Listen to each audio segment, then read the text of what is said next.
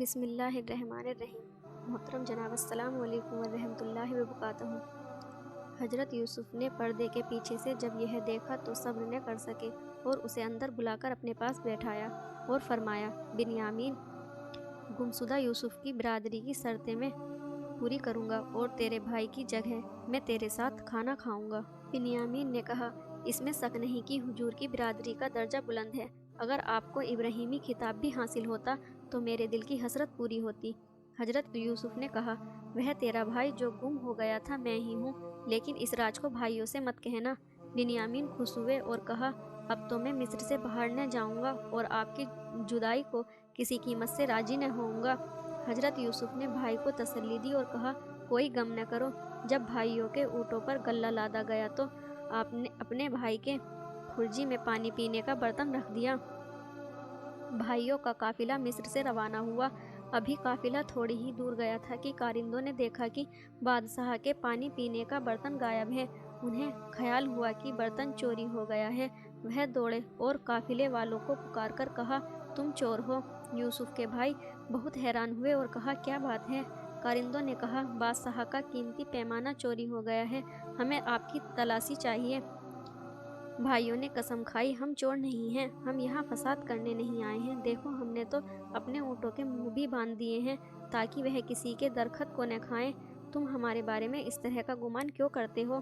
کارندوں نے کہا، جس کے اونٹ پر پیمانہ نکل آیا اس کی کیا سزا ہے؟ وہ بولے، جس کے پاس مال نکلے گا وہ مالک ملک کا غلام ٹھہرے گا۔ ہمارے یہاں چور کو یہی سزا دی جاتی ہے۔ تب مصریوں نے سامان کی تلاشی لینی شروع کی۔ پہلے دوسرے بھائیوں کے سامان کی تلاشی لی اور آخر میں بنیامین کے بوجھ کو دیکھا تو پیمانہ اس میں سے برآمد ہو گیا۔ سب کے سب بے حد شرمندہ ہوئے اور بنیامین سے کہا کہ ہمارا باپ روحانیوں کا امین اور آسمان والوں کا ہم نشین ہے۔ تمہیں چوری کرتے ہوئے شرم نہ آئی کہ تو نے اپنے دامن کو اس خیانت سے داغدار کیا؟ بنیامین نے قسم کھا کر کہا، مجھے اس کی بالکل خبر نہیں کہ یہ پیمانہ میرے سامان میں کس نے رکھ دیا ہے۔ وہ بولے، اگر یہ تیرا کام نہیں ہے تو تیرے سامان میں سے کیسے نکالا؟ بنیامین نے کہا، میرے سامان میں یہ پیمانہ اس نے رکھا جس نے تمہاری پونجی چھپا کر رکھی تھی۔ کارندے بنیامین کو پکڑ کر لے گئے۔ حضرت یوسف کے بھائی بھی حضرت یوسف کے پاس حاضر ہوئے اور کہا، اس نے اگر چوری کی ہے تو یہ کوئی حیرت کی بات نہیں ہے، اس کے بھائی نے بھی پہلے چوری کی تھی۔ حضرت یوسف نے دل میں کہا، یہ کتنے برے لوگ ہیں۔ یہودا نے بڑھ کر کہا، اے عزیز، ہمارا باپ بوڑھا اور کمزور ہے اور ہم نے اس سے وعدہ کیا ہے کہ اس کے بیٹے کو سلامتی کے ساتھ اس کے پاس پہنچا دیں گے۔ اب ہم بغیر اس کے بیٹے کے کس طرح اس کے پاس جائیں گے؟ مہربانی کر کے اس کے بدلے میں ہم میں سے کسی ایک کو روک لیجئے، ہم بندگی کا حق ادا کریں گے۔ حضرت یوسف نے کہا، یہ کیسے ہو سکتا ہے؟ میں آزاد کو بندہ بنا کر رکھوں اور کسی بے گناہ کو دوسرے کے بدلے میں گناہ گار ٹھہراؤں؟ لاچار اور مجبور ہو کر حضرت یوسف کے بھائی کنعان روانہ ہوئے۔ یہودا نے حضرت یعقوب سے پکا وعدہ کیا تھا کہ وہ بنیامین کی حفاظت کرے گا، اس لیے اس نے کہا، میں تو ہرگز گھر واپس نہیں جاؤں گا جب تک کہ باپ اجازت نہ دے یا خدا میرے حق میں کوئی حکم نہ فرمائے۔ بھائی غمگین اور ملعون ہو کر حضرت یعقوب کے پاس پہنچے اور ان سے سارا حال بیان کر دیا۔ حضرت یعقوب کا غم تازہ ہو گیا اور ان کی آنکھوں سے آنسو جاری ہو گئے۔ جب ایک مدت بنیامین کی جدائی میں گزری تو حضرت یعقوب نے عزیز مصر کے نام اس مضمون کا ایک خط لکھایا، اے عزیز مصر، اللہ نے نبیوں پر بلائیں نازل کی اور طرح طرح سے ان کی آزمائش کی۔